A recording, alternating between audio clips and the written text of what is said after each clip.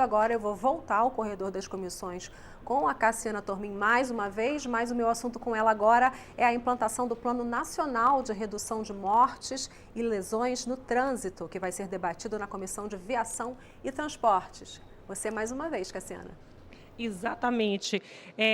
Para solicitar essa audiência pública aí, na justificativa, né, dessa solicitação, foram colocados aí dados, por exemplo, da Organização Mundial de Saúde, mostrando que em 2015 o Brasil ocupava perdão, em 2015 o Brasil ocupava o quinto lugar em mortes de trânsito no mundo, né, atrás aí apenas de Índia, China, Estados Unidos e Rússia.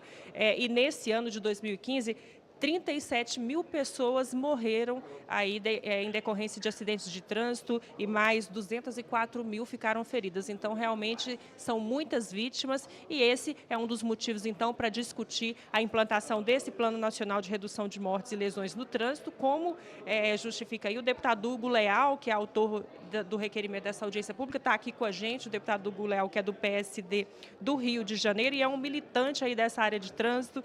Deputado, por que essa preocupação tão grande? O senhor acha que esses números aí é possível reduzir com a implantação desse plano nacional? Bom, bom dia. Não resta dúvida que é possível. Com certeza, a mobilização das instituições. O que precisa ficar claro, e esse é o objetivo do plano, é que todos os órgãos têm que estar envolvidos nesse conceito da redução dos acidentes. O Brasil, ou seja, o Ministério da Saúde, é um ministério de referência nas ações de prevenção, nas ações de vacinação.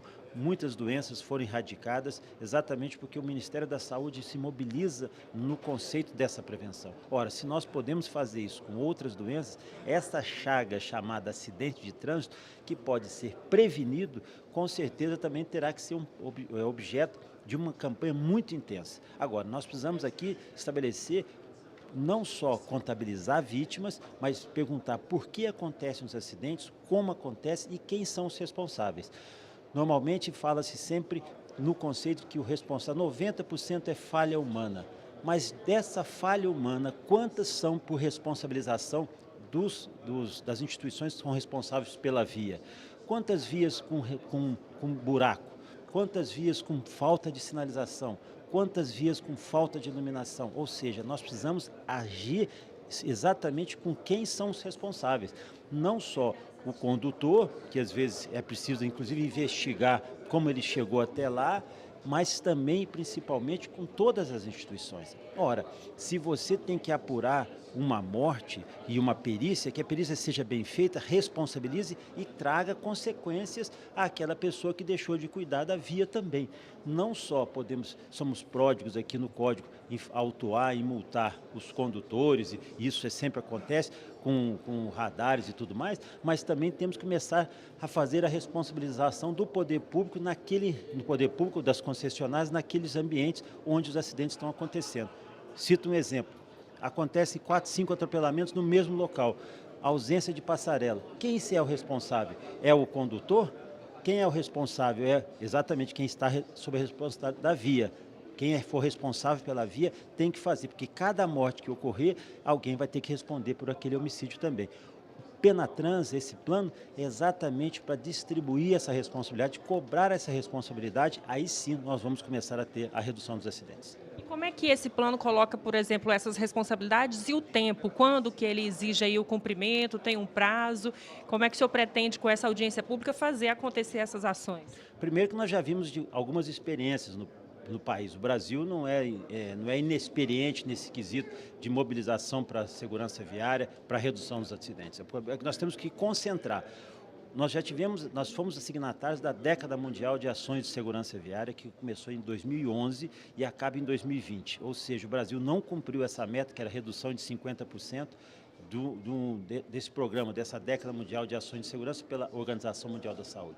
Que nós fizemos um plano nacional estabelecendo metas nos estados, nos municípios. Aí sim, a partir desse momento, ou seja, a nossa década inicia agora no ano de 2018. Nós temos até o 2028 para demonstrar que isso é possível, cobrando de cada um dos entes, de cada um dos responsáveis. Eu digo o seguinte, o trânsito não é uma ação que precisa buscar recursos públicos de fonte 00 no Tesouro. Ele já gere recursos, ele já produz recursos próprios. É você aplicar para poder fazer essa redução, reduzir o número de mortes, ou seja, literalmente é um plano para salvar vidas e, obviamente, e também dos sequelados.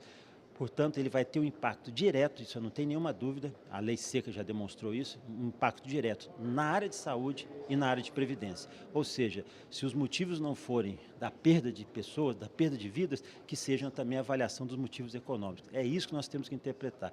É possível? É, desde que as responsabilidades sejam assumidas por cada um e cada órgão possa cumprir o seu papel. Eu não tenho nenhuma dúvida que é possível gerir esses números, reduzir esses números, porque nós temos atores experientes envolvidos, os ministérios do transporte, de saúde, de justiça, já experientes. Agora nós temos que juntar essa expertise e estabelecer uma meta única.